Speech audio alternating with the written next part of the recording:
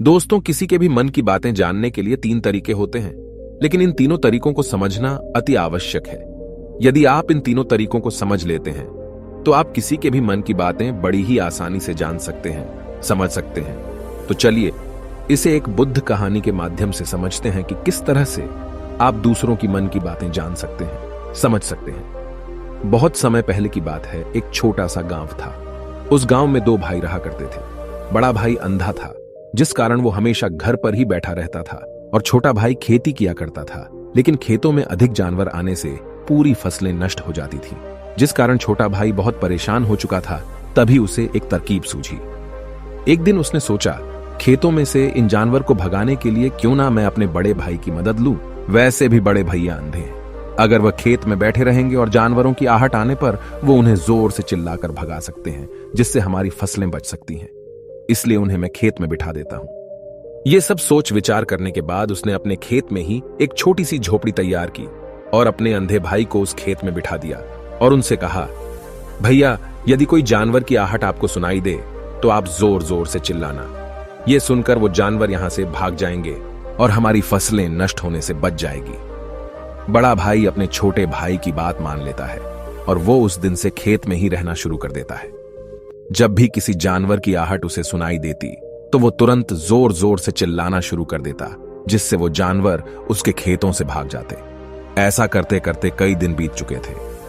तभी एक दिन उसके खेत में एक हिरण भागता हुआ आता है और वह खेत के बांध को तोड़कर वहां से भाग गया। लेकिन उसी हिरण का पीछा करते हुए एक राजा भी उस खेत में आ पहुंचा। तभी राजा की नजर उस अंधे भाई पर पड़ती है। राजा उस व्यक्ति से कहता है, देखो, मैं यहां पर एक जानवर का पीछा करते हुए आया हूं। क्या तुमने उस जानवर को यहां पर देखा है? इस पर वो व्यक्ति कहता है, हे राजन, मैं तो अंधा हूं। मैं भला किसी जानवर को कैसे देख सकता हूं? लेकिन मैं आपको इतना जरूर बता सकता हूं कि जो जानवर मेरे खेतों से होकर भागा है वो आपके लायक नहीं है। आप उसके पीछे अपना समय यूं ही व्यस्त कर रहे हैं। राजा उस अंधे व्यक्ति की बात सुनकर बड़ा अचरज में पड़ गया। वो ये सोचने लगा कि आखिर ये तो अंधा है, फिर इसे कैसे पता कि जिस हिरन को मैं तलाश रहा हूं वह हिरन मेरे लायक है ही नहीं। ये अंधा व्यक्ति मुझे कैसे बता सकता है? तभी राजा उस अंधे व्यक्ति से कहता है, कहीं तुम मुझसे झूठ तो नहीं कह रहे? एक तरफ तुम ये कहते हो कि तुम अंधे हो और दूसरी तरफ तुम ये भी कह रहे हो कि जो जानवर यहां से भागा है वो मेरे लायक नहीं है। इस पर वो अंधा व्यक्ति कहता है, हे राजन, जिसे आप एक हिरण समझ रहे हैं, असल में वो एक हिरण नहीं है बल्कि एक हिरणी है, और वो भी गर्भवती है। और जहां तक मुझे ज्ञान है, मैंने कभी किसी राजा को किसी गर्भवती हिरणी का शिकार करते हुए नहीं सुना है। और इसी कारण मैं आपसे ये कह रहा हूं कि वो हिरणी आपके लायक नहीं है। आप उसके पीछे अपना समय व्यर्थ ना करें। यह सुनकर राजा और भी अचरज में पड़ गया। वो ये सोचने लगा कि आखिर ये अंधा आदमी ये कैसे जान सकता है कि वो हिरणी है और गर्भवती है। राजा कुछ देर सोच विचार करने के बाद अपने सेनापति से कहता है, सेनापति जी, मुझे वो जानवर जिंदा चाहिए, क्योंकि मुझे यह पता करना है क्या वह हिरणी है और क्या वह गर्भवती है। क्योंकि यह अंधा आदमी बहुत विश्वास के साथ कह रहा है और मुझे इस बात की पुष्टि करनी है। यदि वह हिरणी हुई और गर्भवती हुई तो वह हमारे शिकार के लायक नहीं है, क्योंकि हम तो एक हिरण का पीछा कर रहे थे।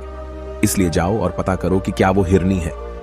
सेनापति राजा से आज्ञा लेकर आगे की ओर बढ़ चलता है और कुछ देर बाद जब वह वापस लौट कर आता है तो वह राजा को कहता है, हे राजन, इस अंधे आदमी ने जो भी बातें कही हैं वो बिल्कुल सही हैं।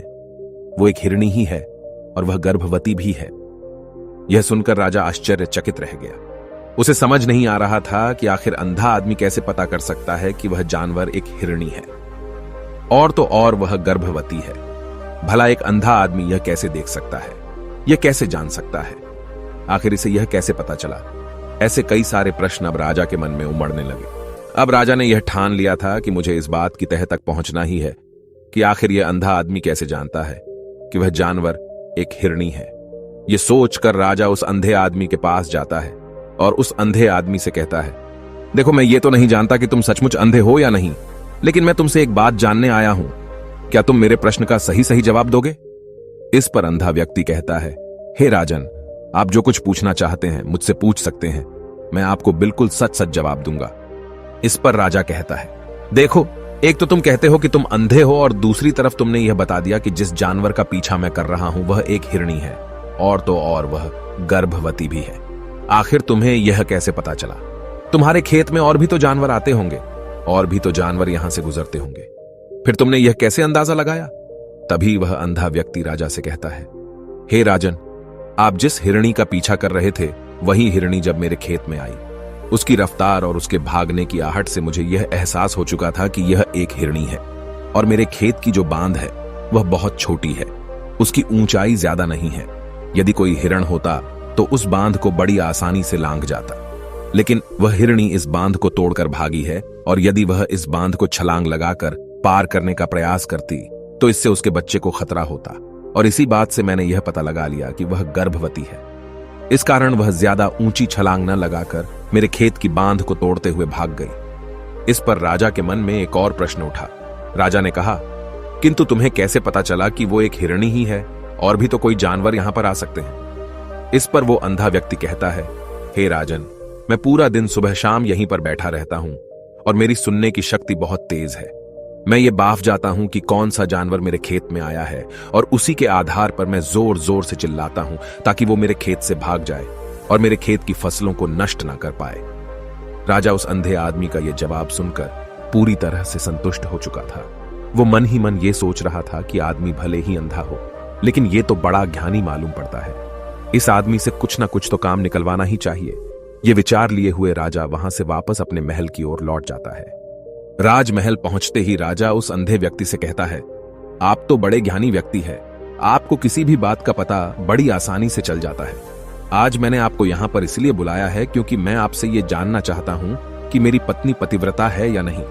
इस पर वो अंधा व्यक्ति कहता है, हे राजन, ये कैसा प्रश्न हुआ? इस पर राजा कहता है, मैंने आपसे बिल्कुल उचित प्रश्न किया है, मुझे इस प्रश्न का उत्तर दीजिए।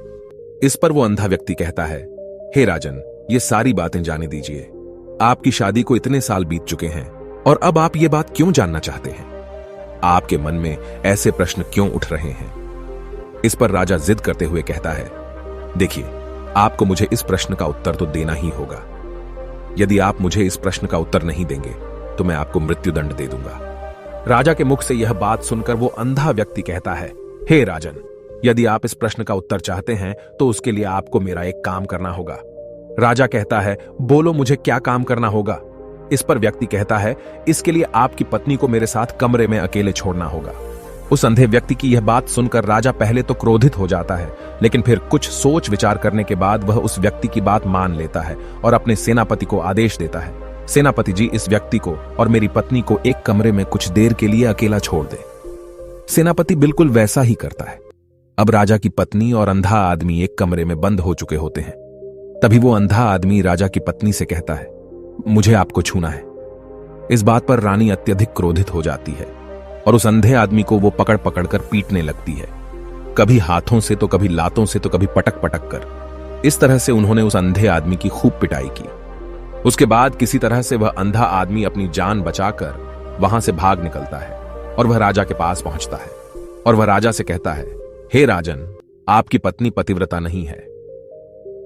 यह बात सुनकर राजा अत्यधिक क्रोधित हो उठता है और राजा अपनी तलवार निकालकर सीधा अपनी पत्नी की ओर जाता है और क्रोधित होकर वह अपनी रानी से कहता है, रानी जी, आज मैं जो भी सवाल आपसे करने वाला हूं उसका मुझे सच सच जवाब दीजिएगा, और यदि आपने एक शब्द भी झूठ कहा तो मैं आपका अभी के अभी सर धड़ से अलग कर दूंगा। तभी आगे वह राजा कहता है, मुझे बताइए, क्या आप पतिव्रता हैं या नहीं? इस पर रानी कहती है, हे राजन, आप भले ही मुझे जान से मरवा दीजिए, लेकिन मैं पतिव्रता नहीं हूं। राजा यह बात सुनकर बहुत खुश हुआ, क्योंकि उस अंधे आदमी ने जो भी कहा था वह बिल्कुल सच था।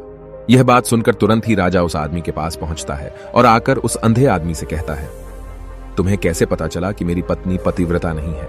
इस पर वह अंधा आदमी कहता है, हे राजन, बड़ी सीधी सी बात है, मैंने तो आपकी पत्नी से बस इतना ही कहा था कि मुझे आपको छूना है, और इस बात पर वह इतना क्रोधित हो उठी कि उन्होंने गुस्से में आकर मुझे लात घूंसों से पीटना शुरू कर दिया। और भला कोई औरत किसी और मर्द को कैसे छू सकती है? लेकिन उन्होंने न आव देखा न ताव, बस लात घूंसे मुझ पर बरसाने शुरू कर दिए। वह भी तो एक छूना ही हुआ, और एक पतिव्रता नारी कभी भी पराये मर्द को नहीं छूती।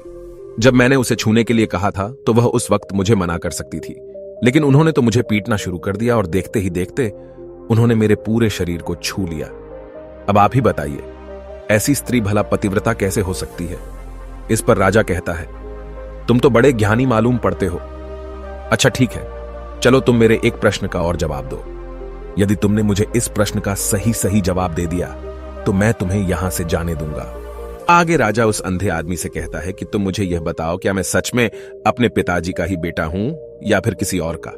इस पर वह अंधा भी कहता है, हे राजन, इस बात से आपका क्या लेना देना? आप किसी की भी औलाद हो, आखिर आप हैं तो इस राज्य के राजा, इसलिए इस प्रश्न को जाने दीजिए। लेकिन राजा कहता है, नहीं नहीं, मुझे इस प्रश्न का सही सही जवाब चाहिए, अन्यथा यह प्रश्न मुझे हमेशा परेशान करता रहेगा, इसलिए मैं इसका सही सही जवाब जानना चाहता हूं। यदि तुम इसका सही सही जवाब दे देते हो तो तुम यहां से जा सकते हो, मैं तुम्हें नहीं रोकूंगा। इस पर वह अंधा आदमी कहता है, हे राजन, इसके लिए तो मुझे आपके मां के पास भी जाने की कोई आवश्यकता नहीं है। मैं आपको अभी अभी यह बता सकता हूं कि आप किसकी औलाद हैं, लेकिन उससे पहले मैं चाहता हूं कि आप मुझसे एक वादा करें कि आप मुझ पर क्रोध नहीं करेंगे। राजन ने कहा, मैं तुमसे वादा करता हूं, मैं तुम पर क्रोध नहीं करूंगा। इसके बाद वह अंधा आदमी राजा से कहता है, हे राजन, आप है तो अपने ही पिता के पुत्र, लेकिन आप पर एक कंजूस सेठ की छाया पड़ी हुई है। यह सुन राजा बहुत क्रोधित हो उठा और वह तुरंत तलवार निकालकर अपनी मां के पास जा पहुंचा। वह वहां पर पहुंचने के बाद अपनी मां से कहता है, मां, मुझे सच सच बताइए, क्या मैं अपने ही पिता का पुत्र हूं या नहीं? यदि आपने मुझे सही सही नहीं बताया तो वह यहीं पर अपने प्राण त्याग दूंगा। मुझे बताओ क्या सच है? इस पर उस राजा की मां कहती है, बेटा, तू है तो अपने ही पिता का पुत्र, लेकिन तुम्हारे ऊपर एक कंजूस सेठ की छाया पड़ी हुई है। जब मैं एक बार नहाने के बाद अपना मुंह आईने में देख रही थी, तभी उस कांच के पीछे मुझे एक कंजूस सेठ नजर आता है और उसी की छाया तुम पर पड़ चुकी है। यह सुन राजा बहुत खुश हो जाता है और वह तुरंत दौड़ा दौड़ा वापस उस अंधे आदमी के पास पहुंचता है और उस अंधे आदमी से कहता है, तुम्हें यह कैसे पता चला कि मुझ पर एक कंजूस सेठ की छाया पड़ी हुई है? इस पर वह आदमी कहता है, हे राजन, आपने मुझसे कई सारे सवाल पूछे जिनका जवाब मैंने आपको सही सही दिया है। यदि कोई और राजा होता तो मुझे इसके बदले में ढेरों सारे इनाम मिल चुके होते, लेकिन अब तक आपने एक फूटी कौड़ी तक नहीं दी है। इस बात से ही मैंने अंदाजा लगा लिया था कि आप बहुत कंजूस हो। यह बात सुनकर राजा जोर जोर से हंसने लगा और कहता है कि आप जो भी मांगेंगे वह मैं आपको अवश्य दूंगा, लेकिन मुझे यह बताओ कि तुम्हें कैसे पता चल जाता है कि कौन सी बात सही है और कौन सी गलत? तुम किसी भी बात का इतना सटीक और सही जवाब कैसे दे पाते हो? इस पर वह अंधा आदमी कहता है, हे राजन, मैं तो वैसे ही अंधा हूं। यदि मेरी आंखें होती तो मैं किसी की भी मन की बातें बड़ी सरलता से जान लेता। मन की एक भाषा होती है और यह भाषा मनुष्य के शरीर के व्यवहार के रूप में देखी जा सकती है। उसकी आंखों से, उसके होठों से, उसके काम करने के तरीके से, उसकी क्रियाओं से पता किया जा सकता है कि उसके मन में क्या चल रहा है। उसके आधार पर हम किसी के भी मन की बातें जान सकते हैं, लेकिन मैं तो अंधा हूं, मैं देख नहीं सकता, इसलिए मैं क्रियाओं से देखता हूं। यदि मुझे कोई बात जाननी हो तो अगले आदमी को कुछ काम देना पड़ता है, जिस पर वह व्यक्ति किस प्रकार काम करता है, किस तरीके से इस काम को करता है, उसके आधार पर ही मैं यह पता कर पाता हूं कि उसके मन में क्या चल रहा है। तभी वह राजा कहता है, तो क्या इसका अर्थ यह हुआ कि मैं भी किसी के मन की बातें जान सकता हूं? इस पर वह अंधा आदमी कहता है, हे राजन, अवश्य आप भी किसी भी व्यक्ति के मन की बात जान सकते हैं, किंतु उससे पहले आपको अपने ऊपर काम करना होगा, और वह काम है अपने मन को शांत करना, अपने मन को वर्तमान में लाना होगा, जिसके लिए मैं आज आपको 3 तरीके बताने वाला हूं। और ये तीनों ही तरीके बड़े ही आसान और सरल हैं, किंतु हे राजन, उससे पहले आपको एक काम करना होगा, अपने मन को एकाग्र करना होगा। जब हम अपने मन को एकाग्र करते हैं, अपने मन को वर्तमान में लाते हैं, तो हम दूसरे के मन की बात जान सकते हैं, क्योंकि वह आदमी अभी भी अपने मन में वर्तमान में ही सोच रहा है और हमें भी मन को वर्तमान में ही लाना होगा, तभी हम उसके मन की बातें जान सकते हैं। यदि हम अतीत में हुई घटनाओं के बारे में सोच रहे हैं तो वह जो अगला आदमी वर्तमान में सोच रहा है, वर्तमान में अपने मन में बात कर रहा है, वह हम कैसे जान पाएंगे? क्योंकि हम तो अतीत की घटनाओं में डूबे हुए हैं।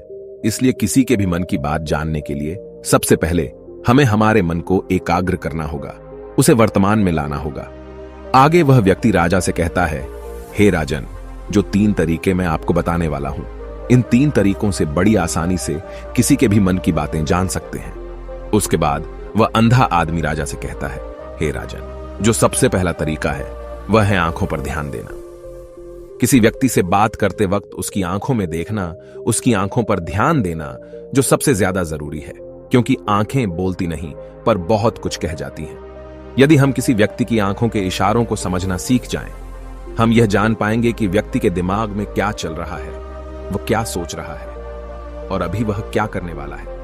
मेरे पास आंखें नहीं हैं, लेकिन मैंने अपने गुरु से यह विद्या सीखी है, क्योंकि बहुत सालों पहले मेरे पास आंखें थीं और मैं उस वक्त लोगों के मन की बातें केवल उनकी आंखों से ही जान लेता था। इसलिए यदि आप भी दूसरों की मन की बातें जानना चाहते हैं तो आपको भी उनकी आंखों पर गौर करना चाहिए, जैसे कि उनका आकार कैसा है, वह कब, कहां और किधर देख रहे हैं। यदि उसकी आंखें यहां वहां घूम रही हैं, जब आप उससे बातें कर रहे हैं तो वहां वह इधर उधर मोड़ रहा है, कभी ऊपर तो कभी नीचे या कभी आसपास, या फिर उसकी आंखें खुश नजर आ रही हैं या फिर आंखें निराश नजर आ रही हैं, जैसे कि चोर होता है। उसकी आंखों में जब हम देखते हैं तो हमें यह पता चलता है कि अगले आदमी ने कोई गलती की है। ठीक उसी प्रकार जब हम किसी चालाक व्यक्ति की आंखों में देखते हैं तो आपको पता चलेगा कि उसकी आंखों में एक भाषा होती है। एक बहुत ही सीधा और आसान तरीका होता है। यदि आपको यह पता लगाना है कि सामने वाला व्यक्ति आपसे झूठ कह रहा है या फिर सही, तो आपको उसकी आंखों पर ध्यान देना अति आवश्यक है।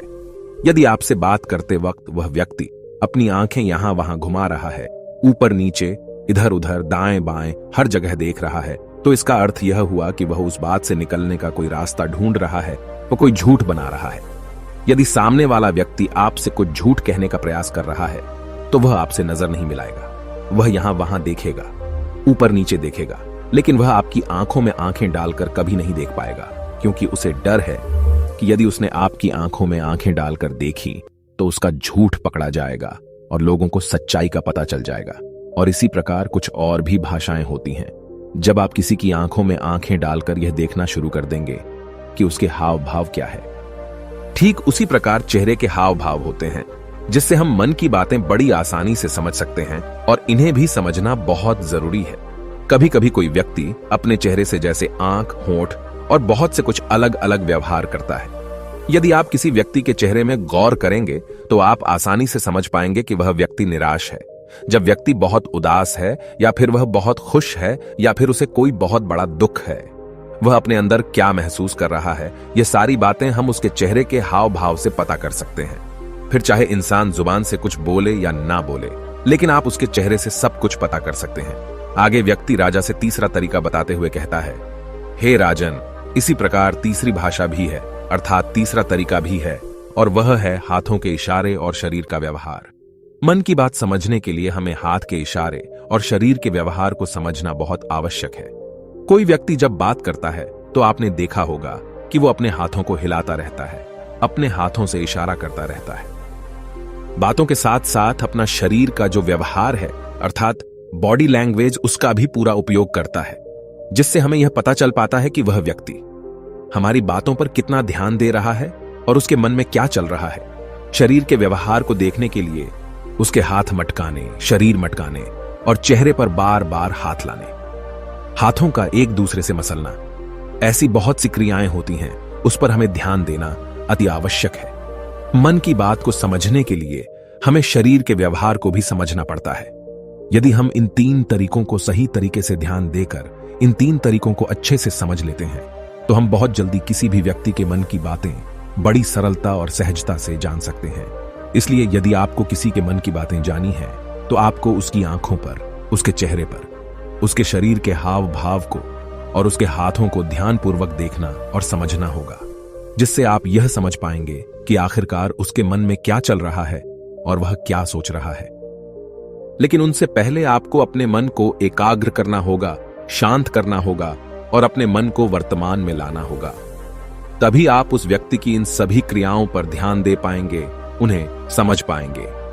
अन्यथा आप यदि अतीत की घटनाओं में व्यस्त हैं, भविष्य की योजनाओं में व्यस्त हैं, तो आप उस व्यक्ति के हाव भाव पर कभी ध्यान ही नहीं पाएंगे और न ही आप कभी यह समझ पाएंगे कि आखिर उस व्यक्ति के मन में क्या चल रहा है, वह क्या सोच रहा है। आपने देखा होगा कि ऐसे कई बड़े संत महात्मा हैं जो बड़ी ही शांति से आपको देखते हैं और आपको देखकर ही ये बता देते हैं कि आपके मन में क्या चल रहा है, आप उनसे क्या जानने आए हैं। और इसका सबसे बड़ा प्रमुख कारण यही है कि वह आपको पढ़ सकते हैं, आपको समझ सकते हैं, आपकी मन की बातें जान सकते हैं, क्योंकि उनका मन एकाग्र है, शांत है, और यही कारण है कि वह आपके मन की बातें बड़ी सरलता से समझ जाते हैं। यदि आपने अब तक पूरी कहानी को सुना है तो मैं आपसे एक छोटा सा अनुरोध करना चाहता हूं। कृपया इस चैनल को सब्सक्राइब करें ताकि मैं आपके लिए और भी ऐसी ही ज्ञान से भरपूर कहानियां लेकर आ सकूं। नमो बुद्धाय। मिलते हैं एक नई कहानी के साथ अगली वीडियो में।